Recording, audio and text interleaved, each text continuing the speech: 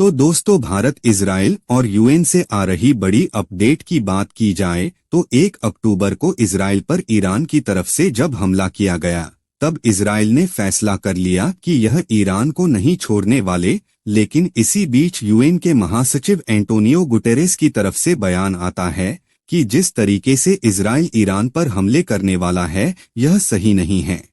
और जैसे ही यह अपना बयान देते हैं, उसके बाद इजराइल अपने क्षेत्र में इनके प्रवेश को पूरी तरीके से प्रतिबंधित कर देता है। लेकिन इसी चीज को लेकर के करीब 104 देशों ने इजराइल की निंदा की है। रिसेंटली 104 देशों ने एक पत्र के माध्यम से संयुक्त राष्ट्र के महासचिव को लेकर के इजराइल द्वारा अपने देश में प्रवेश के प्रतिबंध को लगा करके जो फैसला लिया है, इसकी निंदा की गई है।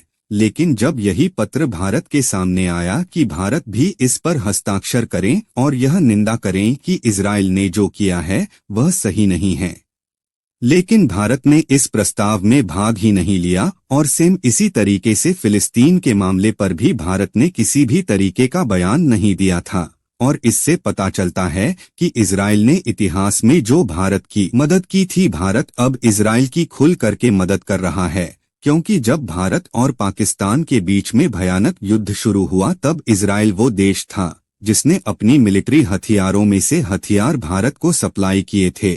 और इतनी गहरी दोस्ती आज तक इतिहास में भारत और किसी भी देश के बीच में नहीं देखी गई।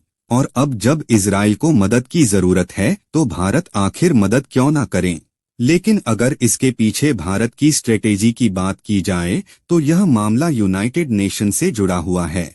और आज यूनाइटेड नेशन में भारत की किस तरीके से वैल्यू नहीं की जाती, हम सबको पता है। भारत एक लंबे समय से कोशिश कर रहे हैं कि भारत को परमानेंट सीट मिले, इसके बावजूद भी भारत को किनारे कर दिया जाता है। और अब जब मामला यूनाइटेड नेशन से जुड़ा हुआ है, भारत की यहाँ पर सुनी नहीं जाती, तो भारत भी इसमें आखिर इंटरेस्ट क्यों ले। और क्यों ना हम अपने दोस्त इजराइल का साथ दें। तो भारत ने जो सही लगा वो किया। आपके हिसाब से भारत की यह प्रतिक्रिया सही है या फिर नहीं?